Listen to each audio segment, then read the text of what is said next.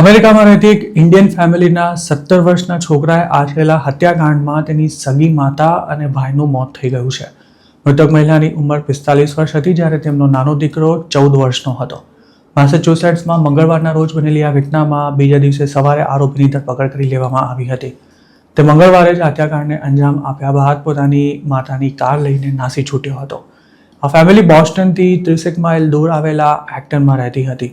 આરોપીનું નામ અર્જુન અરવિંદ જણાવાયું છે, જેને વેલેન્ડમાંથી અરેસ્ટ કરવામાં આવ્યો હોવાની માહિતી મિડલસેક્સ ડિસ્ટ્રિક્ટ એટર્ની મારિયા રાયને આપી હતી.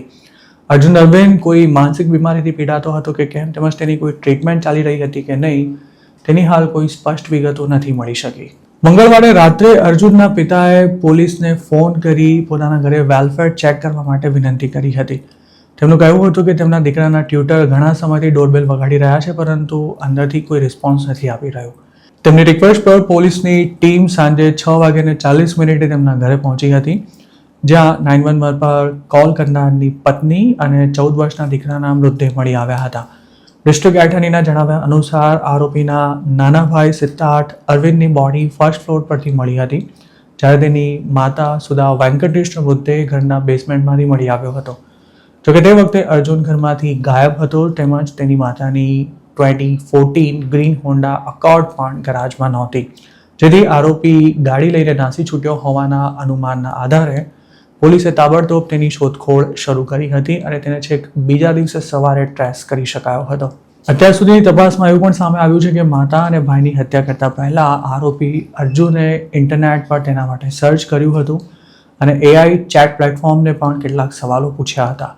તે એઆઈની મદદથી જાતભાતની ફેન્ટસી સ્ટોરીઝ પણ ક્રિએટ કરતો હતો, જેનો પ્લોટ તેને આચરેલા હત્યાકાંડને મળતો આવતો હતો. અર્જુને તેની માતા અને ભાઈની હત્યા ક્યારે અને કઈ રીતે કરી તેની કોઈ વિગતો હાલ જાહેર કરવામાં નથી આવી. પોલીસ દ્વારા હત્યા કરવા માટે વપરાયેલું વેપન પણ અત્યાર સુધી જપ્ત નથી કરાયો.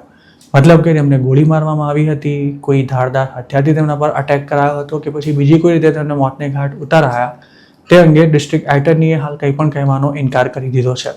જોકે બંને મૃતકો પર ઘાતક હુમલો કરાયો હોવાનું અત્યાર સુધીની તપાસમાં પ્રસ્તાવિત થયું છે અને મોતના ચોક્કસ કારણો ઓટોપ્સી રિપોર્ટ આવી ગયા બાદ જાણી શકાશે. આરોપીના પિતા સવારે 7 વાગે ઘરેથી નીકળ્યા ત્યારે સ્થિતિ સામાન્ય હતી. ત્યારબાદ અર્જુનનો નાનો ભાઈ સવારે 9 વાગે ઘરની નજીકમાં આવેલી રિક્રિએશન ફેસિલિટીમાં ગયો હતો અને બપોરના સમયે પાછો ફર્યો હતો. પોલીસનું માનવું છે કે બપોરથી સાંજના સમય દરમિયાન જ આ હત્યાકાંડ આચરવામાં આવ્યો હોઈ શકે છે.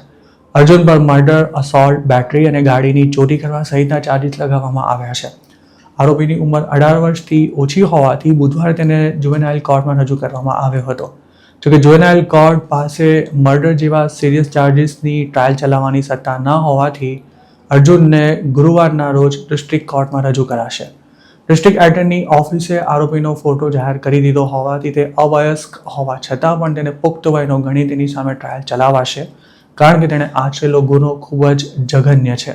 હજુ જૂન 2026માં ટેક્સાસમાં આવી એક ઘટના બની હતી, જેમાં ગૌરવ ચોપડા નામના 19 વર્ષના યુવકે તેની માતા શ્વેતા રામ, પિતા કમલેશ રાની અને નાની મનિંદર કૌરની ગોળી મારીને હત્યા કરી નાખી હતી. ગૌરવે તેના મોટા ભાઈને પણ શૂટ કરવાનો પ્રયાસ કર્યો હતો, પરંતુ સદનસીબે તે બચી ગયો હતો. આ શૂટિંગ બાદ ગૌરવ તેના પિતાની ગાડી લઈને ભાગી ગયો હતો અને તે પોલીસના હાથમાં આવ્યો તે પહેલાં તેણે એક અકસ્માત પણ કર્યો હતો.